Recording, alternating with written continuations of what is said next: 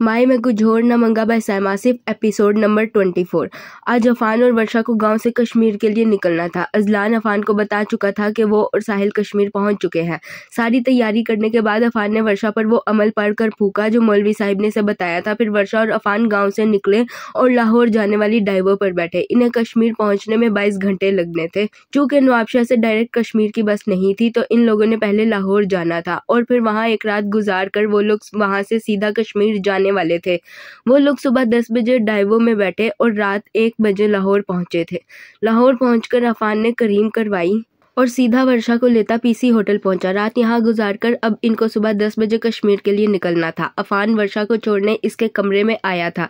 जैसे ही वो दोनों वर्षा के कमरे में दाखिल हुए तो वर्षा फौरन से अफान की तरफ मुड़ी।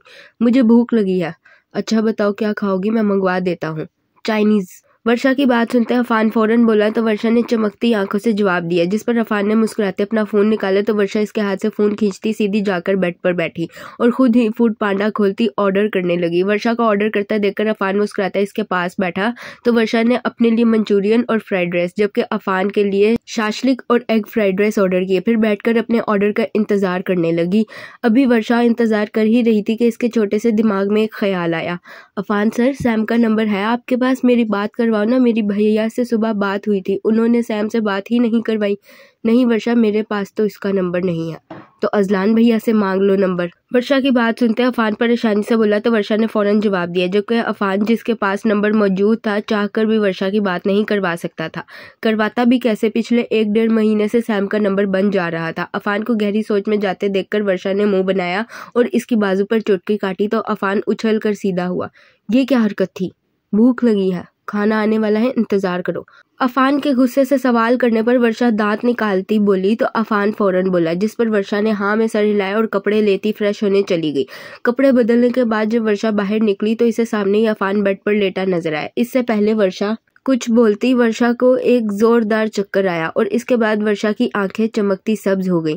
फिर वर्षा फौरन आगे बढ़ी और इसने बेड पर लेटे अफान का गला दबाना शुरू किया। अफान जो मजे से आंखें बंद किए बेड पर लेटा था, गले पर दबाव महसूस करते ही एकदम आंखें खोल गया। वर्षा को अपना गला दबाते देखकर अफान ने बिना सोचे समझे इसे धक्का दिया तो वर्षा पीछे को जाती सोफे पर गिरी।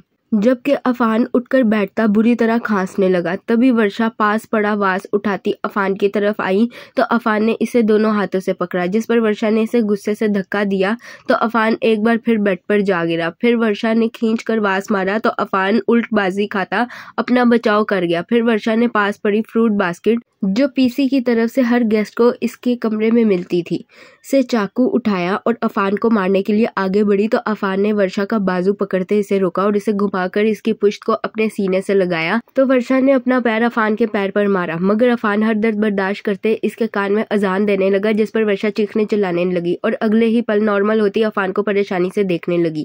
वर्षा को नॉर्मल होता देखकर अफान ने एक सुकून का सांस लिया और फिर इसे छोड़ा तो वर्षा शर्मिंदा सी सर झुका गई। I am sorry Afan sir. कोई बात नहीं वर्षा, तुम्हें सॉरी करने की जरूरत नहीं, मैं फ्रेश होकर आता हूँ, तब तक खाना भी आ जाएगा, फिर मिलकर खाएंगे। वर्षा के शर्मिंदा होकर बोलने पर अफान मुस्कुराता बोला तो वर्षा ने हाँ में सर हिलाया। फिर अफान अपने कमरे में चला गया।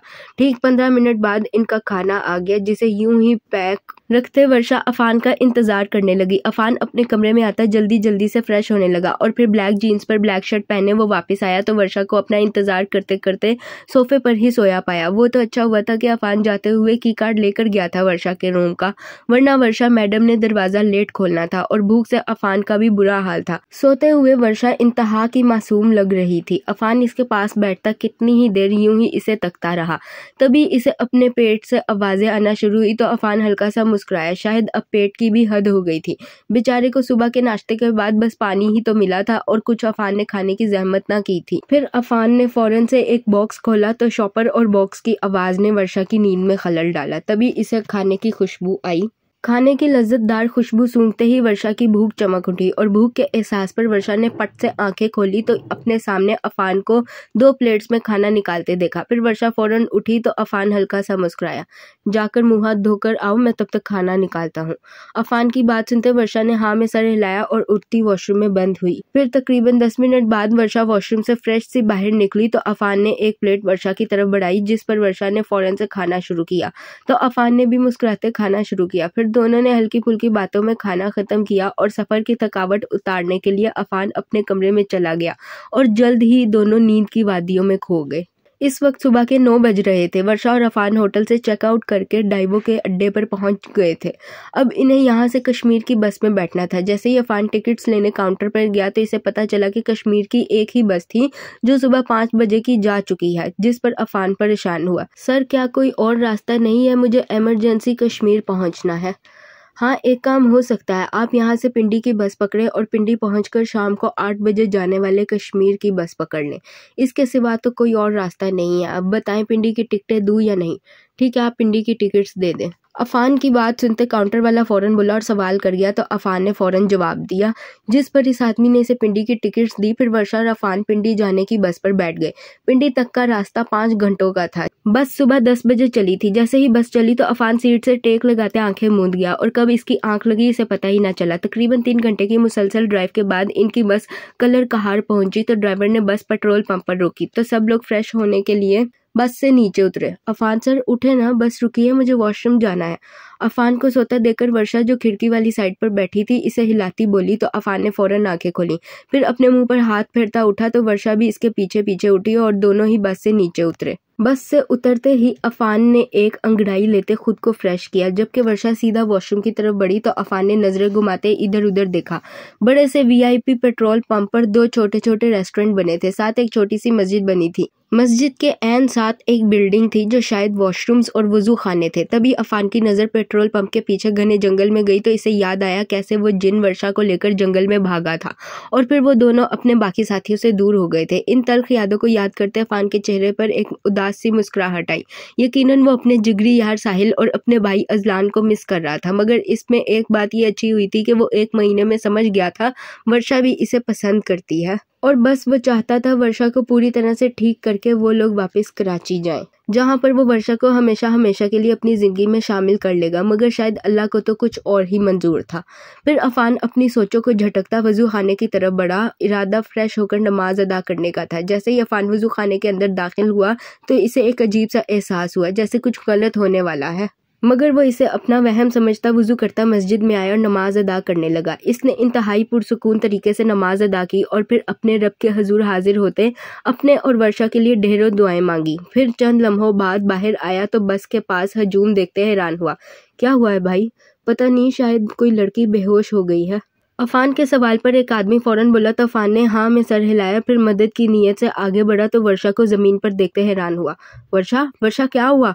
अफान वर्षा के पास जमीन पर बैठता इसे परेशानी से हिलाता सवाल कर गया। जबकि अफान के हिलाने पर वर्षा के बेसुध पड़े वजूद में हलचल हुई और फिर वर्षा ने आंखें खोली तो इसकी आंखें चमकती हुई सब्ज थी। फिर वर्षा एक झटके से उठती अफान को धक्का देती कलर कहार के जंगलों की तरफ भागी तो अफान भी इसके पीछे भागा, जबकि बाकी सब इन्हें परेशानी से देखते रह गए। नवाबशाह के जंगल की तरह कलर कहार के जंगलों में भी अफान वर्षा के पीछे स्पीड से भागता रहा और फिर एक जगह जाकर वर्षा एक बड़े से पत्थर पर किसी मेंढक के स्टाइल में बैठी तो अफान ने अपना मोबाइल निकालते अजान लगाई, जिस पर वर्षा फौरन होशो हवास से बेगाना हो गई। वर्षा को बेहोश होता देखकर अफान फौरन इसके पास आया और इसे अपने करीब करता जगाने लगा। थोड़ी देर के बाद जब वर्षा की आंख खुली तो खुद को अफान की बाहों में पाकर वर्षा फौरन इससे दूर हटी।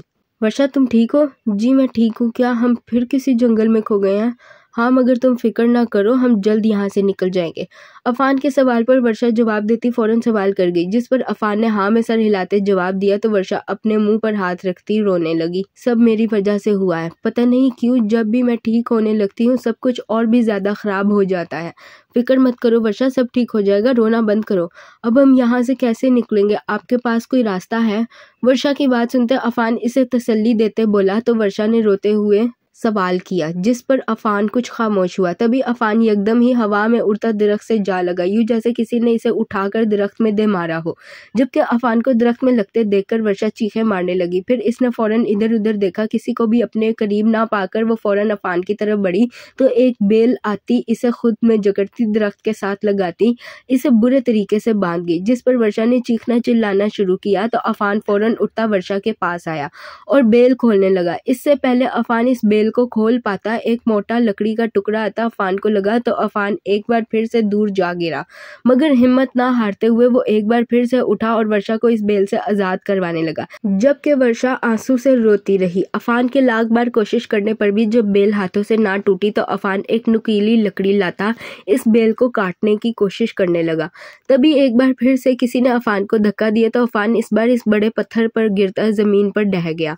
इससे पहले अफान उठता वही नुकीली लकड़ी जिससे अफान बेल काट रहा था उड़कर आती अफान की पसली में लगी और पसली में सुराख बनाती अंदर जा घुसी, जिससे अफान की पसली से न सिर्फ तेजी से खून बहने लगा बल्कि कलर कहार के जंगलों में अफान की चीखें गूंजने लगी। अफान को दर्द से चिल्लाता देखकर वर्षा भी खुद को छुड़ाती चीखने चिल्लाने लगी। फिर अफान ने खुद को कंट्रोल करते उठना चाहा तो पसली पर लगी चोट की वजह से वो दर्द से कराहता एक बार फिर जमीन पर ढह गया, जबकि वो नुकीली लकड़ी अभी भी अफान की पसली में फंसी हुई थी। फिर वो जो ISI का एजेंट था इस नुकीली लकड़ी के दर्द को बर्दाश्त न कर सका और खून ज्यादा बह जाने की वजह से जल्द होशो हवास से बेगाना हो गया। अफान को बेहोश होता देखकर वर्षा ने रोते हुए आसमान की तरफ देखा। अल्लाह जी, आप तो कभी अपने बंदे से इसकी हिम्मत से ज्यादा कड़ा इम्तिहान नहीं लेते। अल्लाह जी, मेरा सब्र खत्म हो रहा है, प्लीज मुझे आजादी बख्श दें। अल्लाह जी, इस इम्तिहान से निजात दिला दें। अल्लाह जी, प्लीज़ मेरी मदद करें ताकि मैं अफान सर को बचा सकूं। प्लीज़ अल्लाह जी कुछ तो करें। वर्षा रोती चीखती चिल्लाती ज़ोर ज़ोर से अल्लाह से दुआएं करने लगी, जबकि अल्लाह ने हमेशा की तरह आज भी वर्षा की दुआ सुन ली और वर्षा को दूर कहीं से अजान की आवाज़ आने लगी। बस इस आवाज़ का आना था कि वर्षा के गिर्द लिपटी वो बेल अपने आप ढीली पड़ गई। बेल को ढीला होते देखकर वर्षा ने फौरन से हाथ की मदद से इसे खुद से दूर किया और भागकर अफान के पास आई। अफान सर उठे, अफान सर प्लीज उठे ना। वर्षा अफान के वजूद को हिलाती रोती बोली, मगर अफान के वजूद में कोई हलचल ना हुई।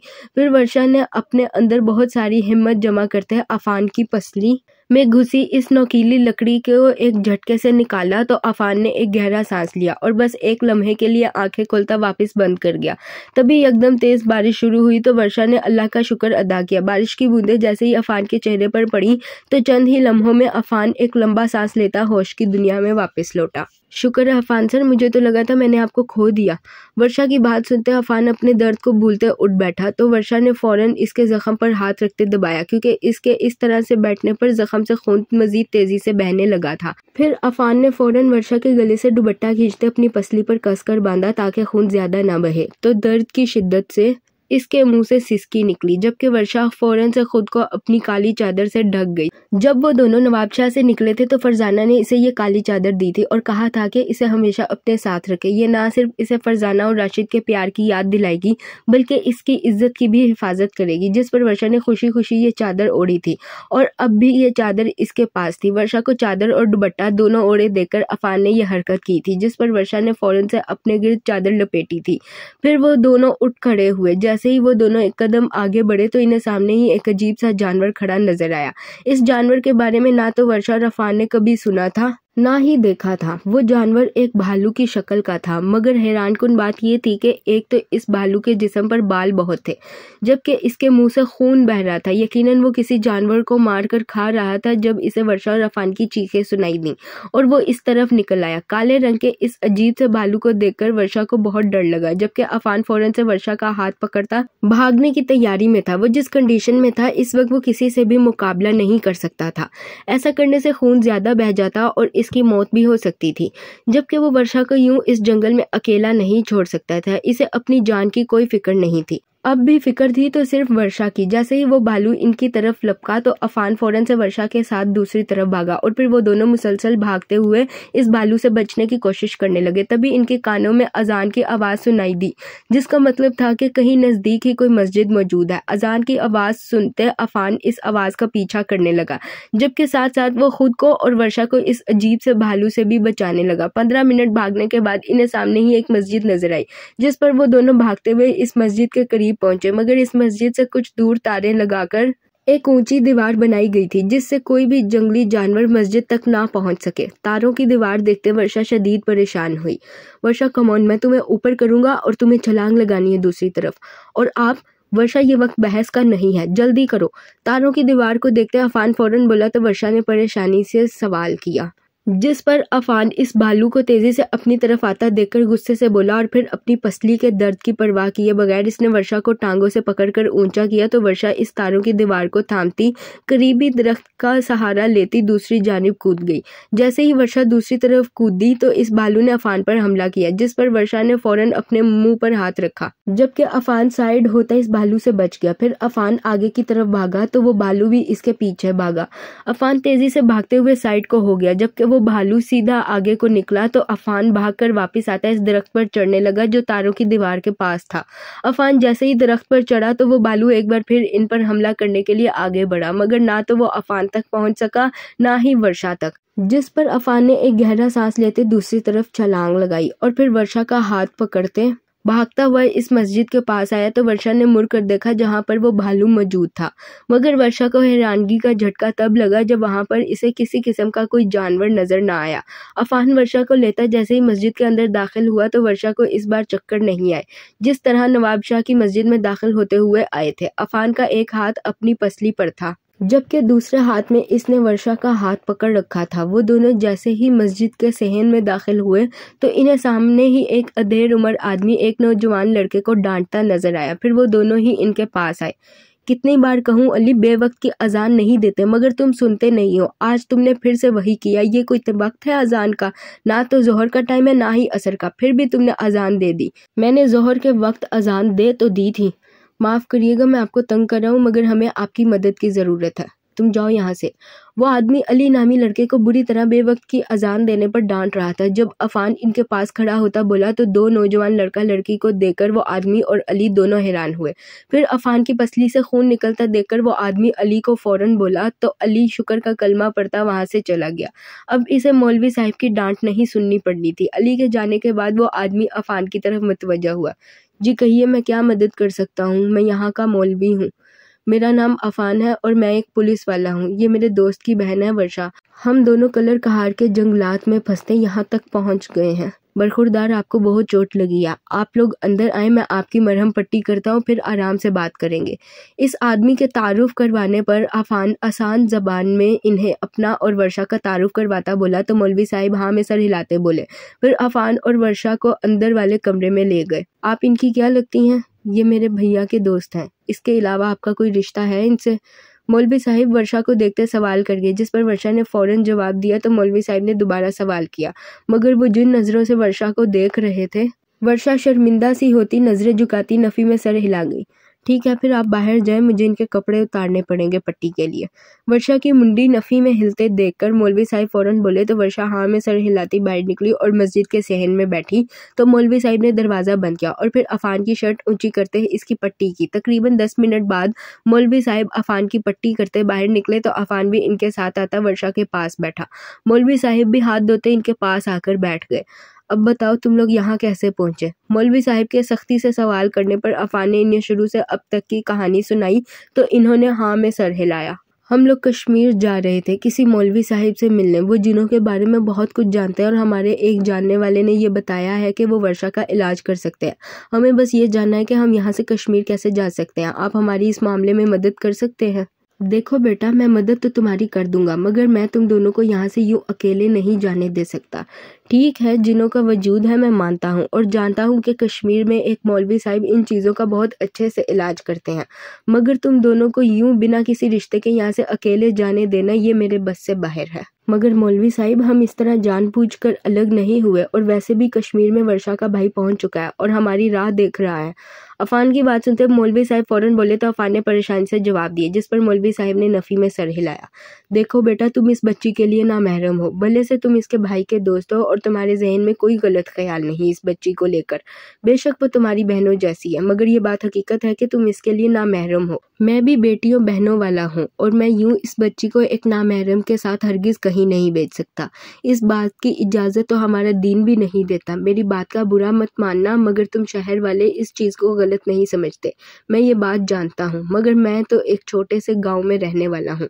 मैं हर बात हमारे मज़हब की तरह सोचता हूँ और हमारा मज़हब तुम दोनों को एक साथ रहने की इजाज़त नहीं देता। अब ऐसे में 2 हल निकलते हैं।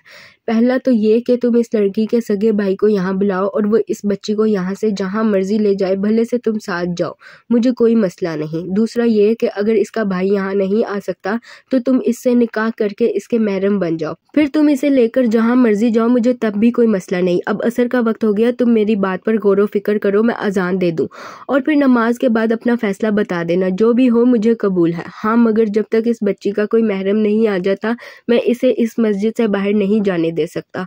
मौलवी साहिब अपनी बात मुकम्मल करते उठकर अजान देने चले गए, जबकि पीछे वो अफान और वर्षा को एक गहरी सोच में छोड़ गए। फिर अफान भी खामोशी से उठता वहां से चला गया, जबकि वर्षा मस्जिद के सहन में बैठी बैठी अपने आंसू बहाने लगी। वो इस सब का कसूरवार खुद को ठहराने लगी, जबकि इस बेचारी की तो कोई गलती भी ना थी। यही तो होता है हमारे माशरे में, औरत गलत ना होते हुए भी हमेशा गलत होती है, और फिर ये झूठ वो औरत खुद भी सच समझती है, क्योंकि वो एक औरत है। इसलिए चाहे कुछ भी हो जाए वही गलत है। हमारा माशरा कभी भी अपने बेटों को गलत नहीं कहता, क्योंकि गलत तो औरत होती है ना, भले से बेटा कत्ल कर रहा है, इसे जवान खून कहकर माफ कर दिया जाता है। वहीं एक औरत सर पर दुपट्टा लिए बगैर बाजार में निकल जाए तो लोग इसे बाजारू कहने लगते हैं। बेटे की नज़र गलत नहीं, गलत तो औरत है जो बाजार में निकली है। यहाँ भी यही हुआ था। वर्षा की गलती ना होते हुए भी वर्षा खुद को गलत समझती खामोश आंसू बहा रही थी। अफान एक कोने में आता अजलान को कॉल मिला गया, जो मुश्किल से ही सही मगर मिल गई थी। अफान ने अजलान को हर्फ ब हर्फ सब कुछ बताया तो अजलान कुछ खामोश हुआ। इसे समझ ही ना आया वो क्या करे। मेरे मुताबिक तो अजलान तुम और साहिल यहाँ आ जाओ, मैं लोकेशन भेजने की कोशिश करता हूँ। तुम यहाँ आ जाओगे तो वो मौलवी साहब वर्षा को यहाँ से जाने देंगे। एक मुसीबत ख़त्म नहीं होती कि दूसरी शुरू हो जाती है। पता नहीं मेरी हंसती खेलती बहन को किसकी नज़र लग गई। हाँ, मगर अब हमारे पास और कोई रास्ता भी तो नहीं। अफान की बात सुनते अजलान परेशानी से बोला तो अफान ने फ़ौरन जवाब दिया, हमारे पास रास्ता है। तुम वर्षा से निकाह कर लो। वैसे भी तुमने कराची जाकर भी तो करना ही है ना निकाह, अभी कर लो। ऐसे में वो मौलवी तुम्हें निकलने देगा वहाँ से। मुझे तुम्हारे पास पहुंचने में वक्त लगेगा और फिर वापस कश्मीर आना, इसमें बहुत वक्त लग जाएगा। बेहतर है तुम निकाह कर लो। ठीक है, मुझे कोई एतराज़ नहीं, मगर तुम पहले वर्षा से पूछ लो। अगर इसे भी कोई एतराज़ नहीं तो फिर हम निकाह कर लेते हैं, मगर तुम इस निकाह में कॉल पर हमारे साथ शामिल रहोगे। ठीक है, मेरी बात करवाओ वर्षा से। अजलान की बात सुनते अफान फ़ौरन बोला तो अजलान ने फ़ौरन जवाब दिया, जिस पर अफान ने फ़ोन लाते वर्षा को पकड़ाया तो इसने चौंक कर अफान को देखा। अजलान की कॉल है, तुमसे बात करना चाहता है। हेलो भैया, अस्सलाम वालेकुम। वालेकुम अस्सलाम, कैसा है मेरा बच्चा? वर्षा के यूं देखने पर अफान फ़ौरन बोला तो वर्षा ने फ़ोन पकड़ते कान से लगाया, फिर फ़ौरन बोली तो अजलान ने भी मुस्कुराते जवाब दिया, जबकि वर्षा को बात करता देखकर अफान असर की नमाज़ पढ़ने चला गया। मैं बिल्कुल ठीक नहीं हूँ, मुझे आपकी बहुत याद आ रही है। आप होते तो सब ठीक होता और सब अच्छा होता। मेरी जान, मेरा बच्चा, भाई तो हमेशा आपके साथ हैं और सब ठीक करने वाले हैं। वो कैसे? वर्षा की बात सुनते अजलान मुस्कुराता बोला तो वर्षा ने मासूमियत से सवाल किया, मेरी जान, मैं वहाँ नहीं आ सकता और आपको अफान के साथ जल्दी से मेरे पास आना है ताकि हम आलिम सुल्तान से पीछा छुड़ा सके। इसलिए मैं चाहता हूँ आप अफान से निकाह कर लें। मगर भैया, वो तो इतने बूढ़े हैं। नहीं, मेरा दोस्त अब इतना भी बूढ़ा नहीं, वो मेरी एज का है और मुझे आपके लिए पसंद है। ख़ास बात, वो आपको पसंद करता है और मैं अच्छे से जानता हूँ कि मेरा बच्चा भी इसको पसंद करता है। इसलिए मेरा नहीं ख्याल इस निकाह से आपको कोई एतराज़ होगा। अजलान की बात सुनते वर्षा मुंह बनाती बोली तो अजलान ने हंसते हुए जवाब दिया, जिस पर वर्षा कुछ खामोश हुई। मगर भैया, आप और बाबा पास होते तो ज़्यादा अच्छा होता। मेरी जान, निकाह के वक्त मैं आपके साथ कॉल पर रहूँगा, आप बेफिक्र रहें। ठीक है, अगर आपको एतराज़ नहीं तो मुझे भी कोई एतराज़ नहीं। ओके, अफान को फ़ोन दो। वर्षा की बात सुनते अजलान फ़ौरन बोला तो वर्षा ने फ़ौरन जवाब दिया, जिस पर अजलान ने दिल में शुक्र अदा किया और फिर फ़ौरन बोला तो वर्षा ने सामने से आते अफान को देखा। वो जैसे ही वर्षा के पास आया, वर्षा ने खामोशी से फ़ोन अफान की तरफ बढ़ाया तो अफान ने फ़ौरन कान से लगाया। हाँ बोलो अजलान।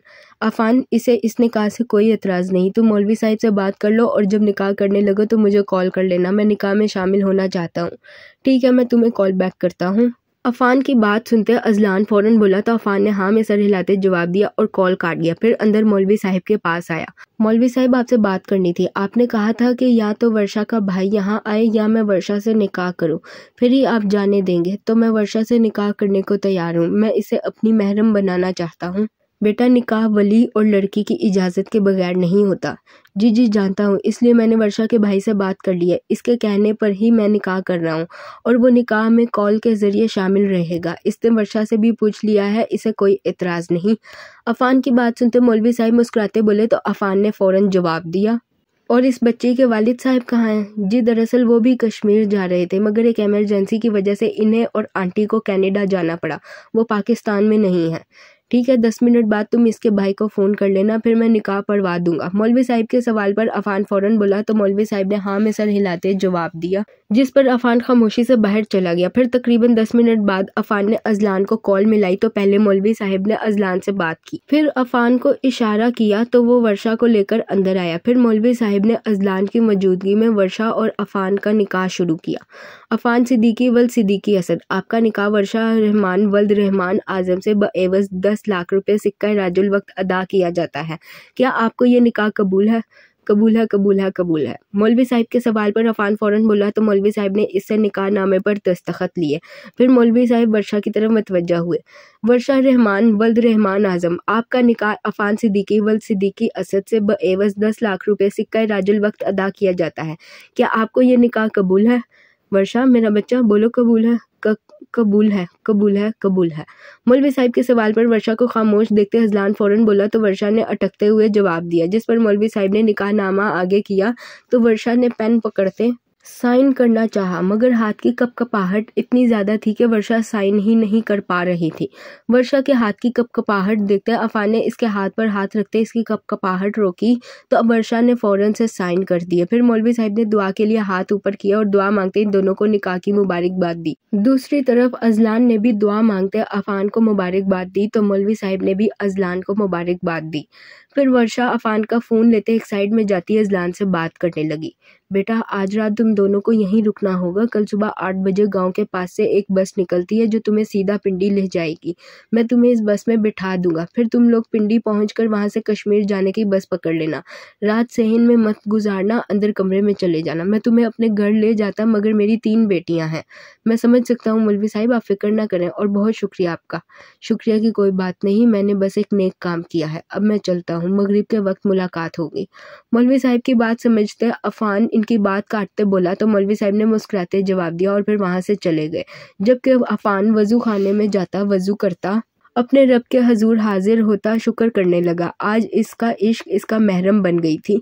ऐसे में वो इस रब का शुक्र क्यों ना अदा करता। इसने 2 नफल शुक्राने के पढ़े, अल्लाह का शुक्र अदा किया और फिर अपनी और वर्षा की आने वाली ज़िंदगी के लिए खूब सारी दुआएं करने लगा।